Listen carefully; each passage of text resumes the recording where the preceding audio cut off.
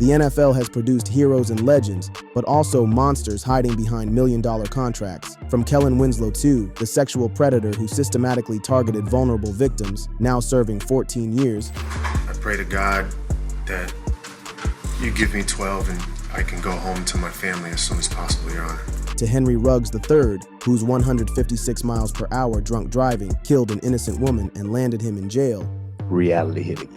I don't want to be here. I don't want to be in this situation. In this video, we're looking at NFL players who are currently serving time behind bars. Kellen Winslow II. Let's begin with perhaps one of the most disturbing cases in recent NFL history, that of Kellen Winslow II, a man whose name should have been synonymous with athletic excellence, but instead became a symbol of sexual violence and predatory behavior that spanned over 2 decades. Kellen Boswell Winslow II was born on July 21, 1983, in San Diego, California, and was a prominent NFL tight end, known for his college success at the University of Miami, where he earned unanimous All-American honors in 2003 and won a BCS national championship in 2001. Drafted 6th overall by the Cleveland Browns in 2004, he played for several teams, including the Tampa Bay Buccaneers, New England Patriots, and New York Jets, retiring in 2013 after earning over $40 million. But behind the impressive statistics and multi-million-dollar contracts lurked a monster who would systematically target the most vulnerable members of society for his own twisted gratification. Winslow's criminal activity spanned from 2003 to 2019, involving 5 victims, with convictions for a range of offenses. His victims included a 17-year-old girl who was raped while unconscious in 2003, a homeless woman who was raped in 2018, a 54-year-old hitchhiker who was sexually battered in 2018, a 77-year-old woman at a gym in 2019 to whom he exposed himself, and a 57-year-old neighbor who was also a victim of indecent exposure while Winslow was on GPS monitoring. What makes Winslow's crimes particularly heinous is the deliberate way he selected his victims. San Diego County Superior Court Judge Blaine Bowman described Winslow as a sexual predator, noting he selected victims based on their vulnerability, such as age or living situation, likely believing they would be less likely to report or be believed. In a dramatic courtroom scene that was captured on video, we can see the moment when Winslow finally accepted responsibility for his crimes. I pray to God that you give me 12 and I can go home to my family as soon as possible, Your Honor. On March 3, 2021, he was sentenced to 14 years in prison under a plea deal. Currently, Winslow is at the California Correctional Institution in Tehachapi, California, with parole eligibility in September 2028. Winslow's case serves as a stark reminder that wealth, fame, and athletic prowess are no excuse for predatory behavior. As we now turn our attention to another player whose crimes span decades and involve an entirely different type of evil, Daryl Henley. If Kellen Winslow II represents the calculated sexual predator, then Daryl Henley embodies something equally sinister but entirely different. The professional athlete who transformed his platform into a criminal empire and, when cornered, resorted to plotting murder against those who dared to stand in his way. Daryl Henley was a cornerback for the Los Angeles Rams, drafted in the 2nd round of the 1989 NFL Draft after a standout college career at UCLA, where he earned All-American honor. His professional football career showed tremendous promise, but what the public didn't know was that behind the scenes, Henley was building something far more dangerous than any defensive scheme: a nationwide cocaine trafficking operation. Henley's criminal activities began with his involvement in a nationwide cocaine trafficking ring, operating from his home in Brea, California, and extending to cities like Memphis and Atlanta. A key figure in this case was Tracy Donahoe, a former Los Angeles Rams cheerleader, who pleaded guilty to conspiracy to transport cocaine after being arrested in July 1993 at Atlanta Airport with 25 pounds of cocaine. But what truly sets Henley apart from other drug-dealing athletes is what happened next. While awaiting sentencing for the drug charges, Henley escalated his criminal behavior by plotting to murder Judge Gary L. Taylor, who presided over his case,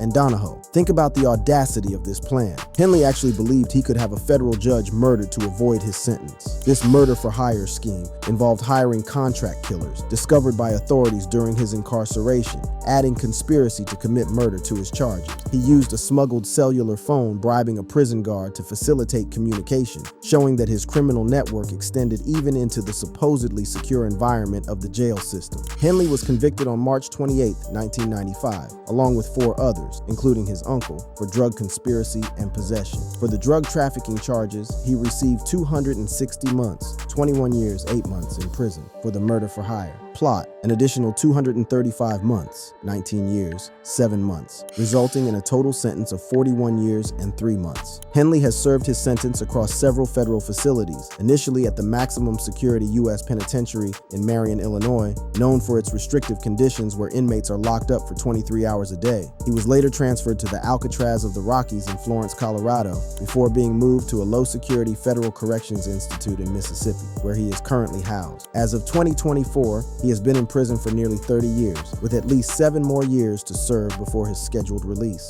While Henley's crimes were driven by greed and a desire to avoid punishment, our next case involves an entirely different type of evil, one rooted in financial desperation and the betrayal of those who trusted most. Moving from the violent world of drug trafficking and murder plots, we encounter a different but equally devastating form of criminality: the calculated theft of millions of dollars from investors who believed they were supporting legitimate business ventures. Chris Harrison.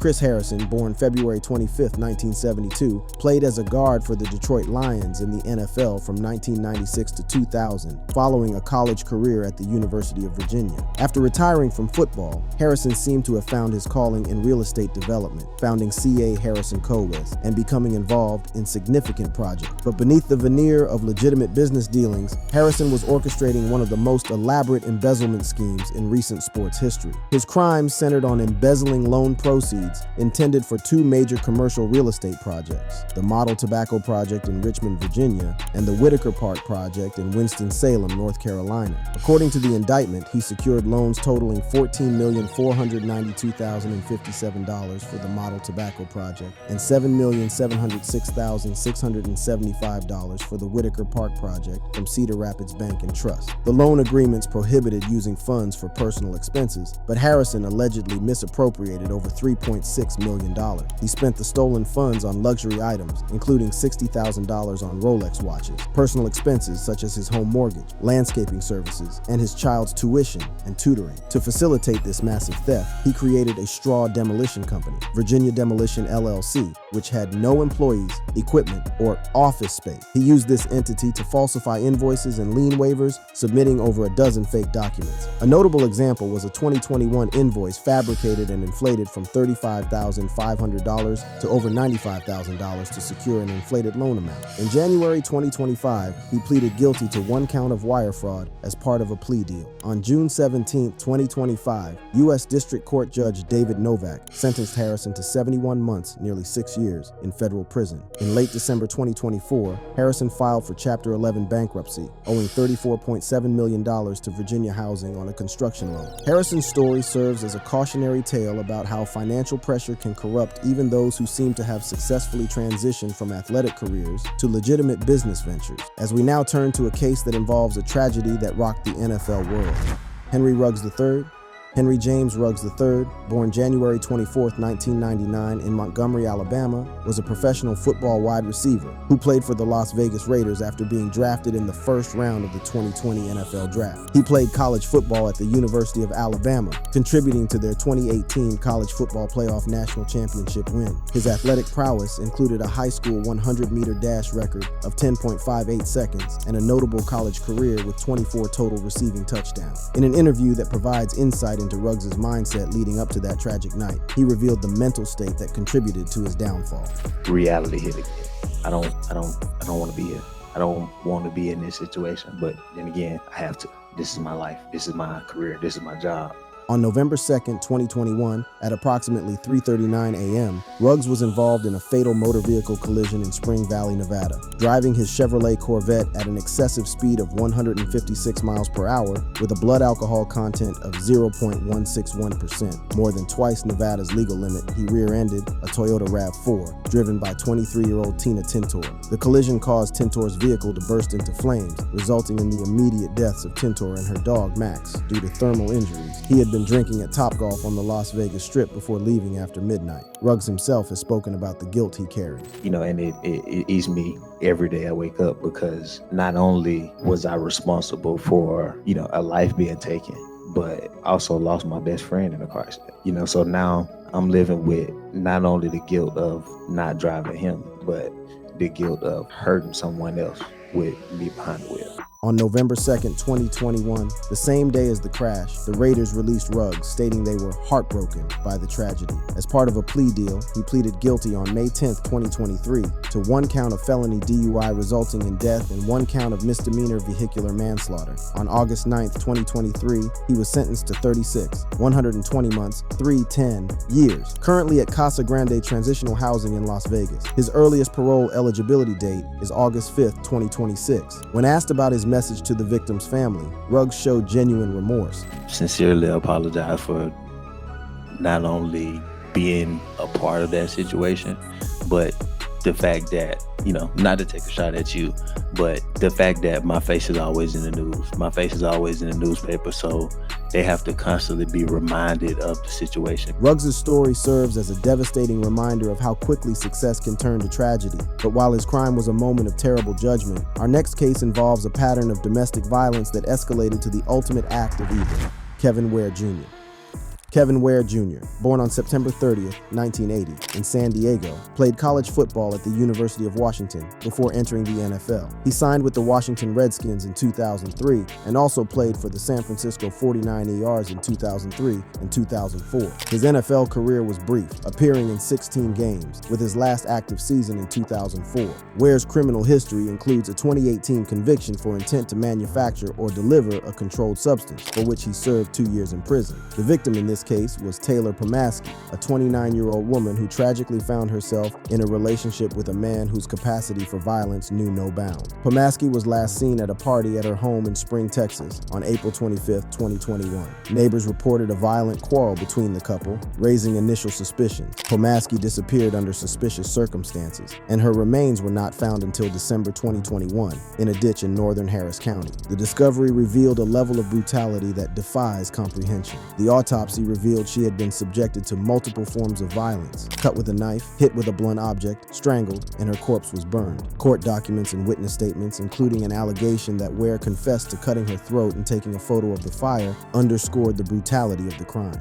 Ware was already in custody in Montgomery County, Texas, on unrelated charges when he was indicted for murder and tampering with evidence in July 2022. These charges stem from an incident in April 2021 where he was pulled over for speeding 115 miles per hour and found with drugs and firearms, a loaded AK-47 and a 9mm pistol. Ware pleaded guilty to murder and tampering with evidence as part of a plea deal in May 2025. This plea came just days before jury selection for his trial was set to begin, and he agreed to a 30-year prison sentence. This sentence is to be served concurrently with a 15-year sentence for his previous drug and weapons charges. Taylor Pomaski's murder represents more than just another crime statistic. It's a stark reminder of how domestic violence can escalate to deadly proportions. Ware's story serves as a bridge between individual acts of violence and the systematic criminal enterprises that some athletes build, as we now turn our attention to a former player whose crimes involved the betrayal of friends. While Kellen Ware Jr.'s crimes were rooted in violence and control, our next case reveals a different but equally devastating form of evil: the systematic betrayal of friendship and trust for financial gain.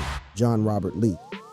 John Robert Leake was a linebacker for the Atlanta Falcons and Green Bay Packers, with a brief NFL career that included playing college football at Clemson University from 2000 to 2003. After going undrafted in 2004, he signed with the Tennessee Titans and later played for the Atlanta Falcons and Green Bay Packers, appearing in 3 games for the latter in 2005. Beneath this veneer of success, he was constructing one of the most elaborate and heartless fraud schemes in recent memory, one that specifically targeted the people who cared about him most. From June 2015 to March 2020, Leake ran a Ponzi scheme, soliciting over $8.1 million from 6 victims by falsely claiming involvement in lucrative business ventures. These included luxury real estate investments where Leake claimed to be subletting high-end properties, promising returns of 10% to 15% per month, gold mines in Alaska and Ghana where he fabricated involvement in mining operations, and other ventures including properties in Central America. What makes Leake's crimes particularly heinous is how he exploited the trust of those closest to him. Federal prosecutors noted that he lied to those who considered him a friend, using their trust to perpetrate the fraud. These weren't anonymous victims. These were people who knew Leake personally, who considered him a friend.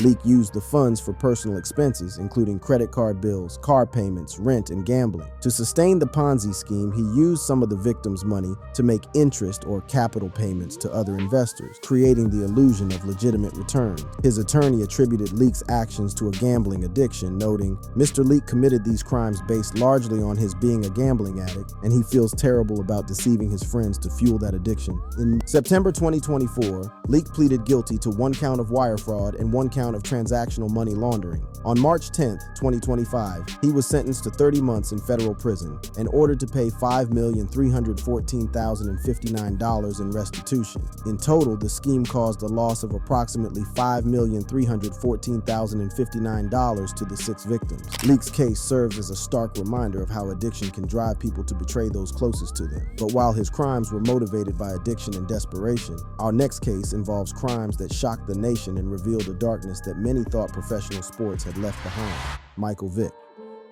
Michael Dwayne. Vick was once one of the most electrifying players in NFL history, known for his agility and record-breaking rushing yards as a quarterback. But behind this public persona lurked a secret that would eventually destroy his career and land him in federal prison. The operation, named Bad News Kennels, was an interstate dogfighting ring based on his property in Surry County, Virginia. Vick financed the operation, participated in dogfights, and handled gambling activities with purses reported as high as $26,000. The kennels housed and trained over 50 pit bulls, many of which were underfed and scarred. But what truly sets Vick apart in terms of evil is his direct participation in the murder of animals that didn't meet his standards. Vick admitted to killing 8 dogs using brutal methods, including hanging, drowning, and slamming, with evidence pointing to at least 8 such executions in April 2007 alone. The operation also involved pitting trained pit bulls against pet dogs, using performance-enhancing drugs, and staging fights late at night to avoid detection. The investigation began on April 15,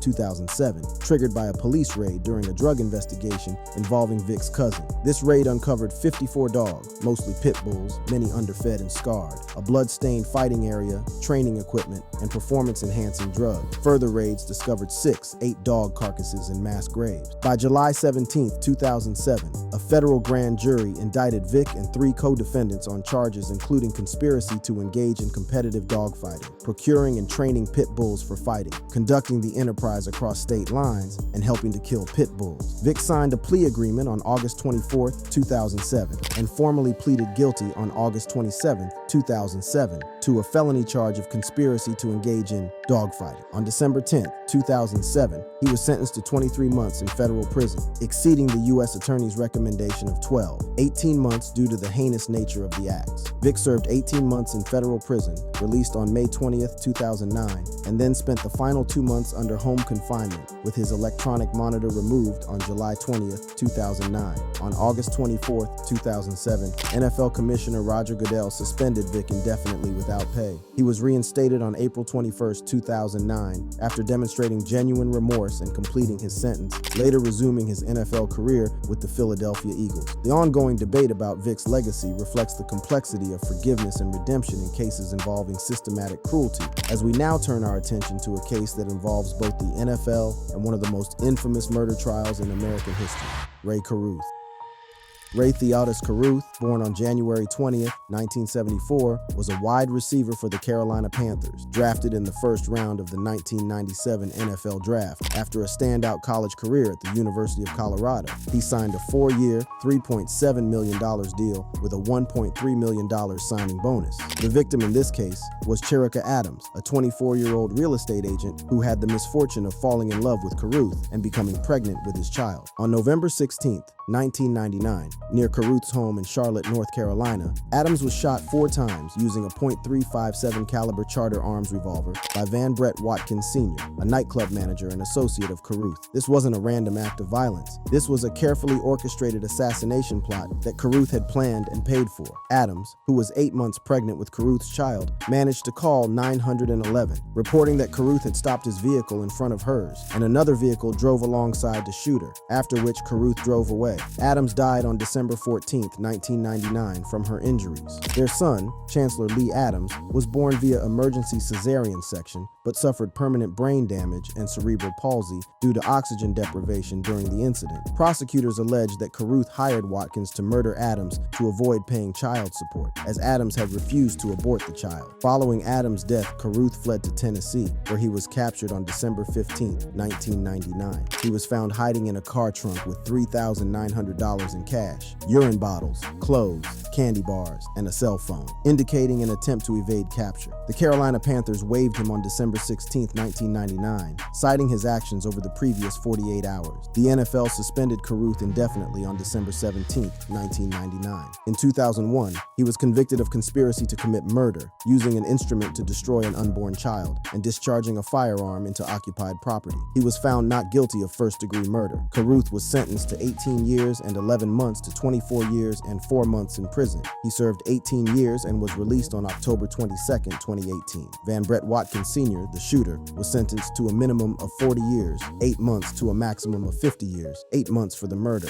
Watkins died in prison on December 3, 2023 at age 63. Chancellor Lee Adams, now 25 years old, has faced significant challenges due to his permanent brain damage and cerebral palsy. Raised by his grandmother, Sandra Adams, he graduated from high school in 2021. Carruth's case represents the ultimate act of selfishness, choosing murder over responsibility. His story serves as a chilling reminder of how some individuals will stop at nothing to avoid consequences. But while his crime was motivated by a desire to avoid responsibility, our next case involves a different kind of calculation.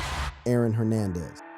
From Ray Carruth's calculated murder-for-hire scheme, we turn to perhaps the most complex and disturbing case in modern NFL history, that of Aaron Hernandez, whose combination of athletic talent and murderous instincts created a perfect storm of violence. Aaron Hernandez, born on November 6, 1989, rose to prominence as a tight end for the New England Patriots, drafted in the 4th round of the 2010 NFL Draft. His career peaked with a 5-year contract extension in 2012, including a $12.5 million signing bonus, the largest ever for a tight end at the time. Alongside Rob Gronkowski, he formed one of the league's most dominant tight end duos. The case that would ultimately destroy Hernandez involved the murder of Odin Lloyd, a crime so senseless it defied explanation. Odin Leonardo John Lloyd was a linebacker for the Boston Bandits and was dating Shania Jenkins, sister of Hernandez's fiancée. The crime occurred on June 17, 2013 in an industrial park 1 mile from Hernandez's home, with Lloyd shot multiple times. What makes this murder particularly chilling is the evidence suggesting Lloyd knew he was going to die. Lloyd's last text to his sister at 3:07 to 3:23 a.m. on June 17th included,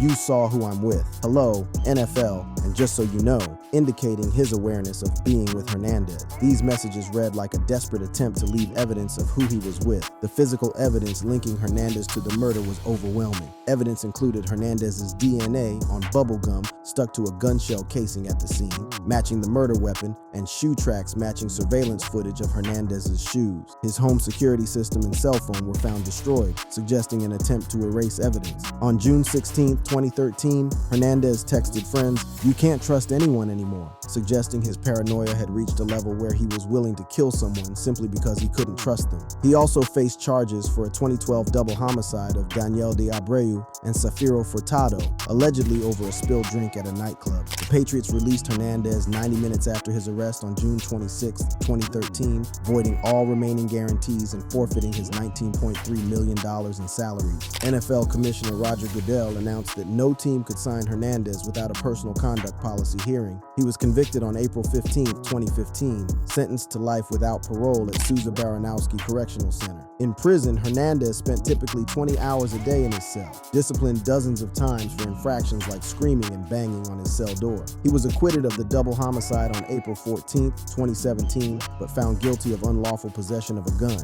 Then came the most shocking development. On April 19, 2017, 5 days after his acquittal, Hernandez was found dead by suicide, hanging in his cell with a bedsheet. Notes were found next to his Bible with John 3:16 written on his forehead. Posthumously, Hernandez was diagnosed with stage 3 chronic traumatic encephalopathy, CTE, a degenerative brain disease linked to repeated head injuries. This diagnosis raised questions about the role brain damage might have played in his violent behavior, though it doesn't excuse his crimes. Hernandez's story represents a complete waste of human potential, a man with incredible gifts who chose violence and ultimately suicide. His case serves as a bridge to our final entry, involving one of the most famous athletes in American history, whose legal troubles divided the nation, O.J. Simpson. O.J. Simpson, born on July 9, 1947, rose to fame as a running back, winning the Heisman Trophy in 1968. Drafted first overall by the Buffalo Bills in 1969, he became an NFL legend, rushing for over 2,000 yards in a 14-game season in 1973. Nicknamed the Juice, he was inducted into the Pro Football Hall of Fame in 1985. Simpson wasn't just a football player, he was a cultural icon who successfully transitioned into acting and became a sports commentator and spokesperson, most notably for Hertz. He represented the American dream of athletic success leading to broader cultural acceptance. But beneath this polished image lurked a man capable of shocking violence. On June 12, 1994, Nicole Brown Simpson, Simpson's ex-wife, and Ronald Goldman, a waiter, were found stabbed to death outside Nicole's Brentwood home. The murders were brutal, with both victims suffering multiple stab wounds. The investigation revealed disturbing evidence, blood evidence, including samples matching Simpson, found in his car and home, a pair of bloody gloves, one at the scene and one at Simpson's residence, and Simpson's history of domestic violence, including a 1989 arrest for spousal abuse. The arrest on June 17, 1994, followed a dramatic televised low-speed chase in a white Ford Bronco, lasting nearly 2 hours and watched by an estimated 95 million viewers. The Bronco chase became one of the most watched events in television history. The criminal trial began on January 24, 1995, and lasted until October 3, 1995. It was the first trial to be televised gavel to gavel, drawing nearly 100 million viewers for the verdict. The prosecution presented DNA evidence and testimony about the gloves, but Simpson's Dream Team defense, led by Johnny Cochran, challenged evidence integrity, alleging police misconduct and racial bias. During the trial, Simpson tried on the gloves, which appeared too small, leading to Cochran's closing argument, "If it doesn't fit, you must acquit." On October 3, 1995, Simpson was acquitted of both murder charges, a decision that divided public opinion along racial lines. In 1997, a civil trial found Simpson liable for the deaths, ordering him to pay $33.5 million in damages. Simpson never fully paid, and at his death, the debt exceeded $100 million.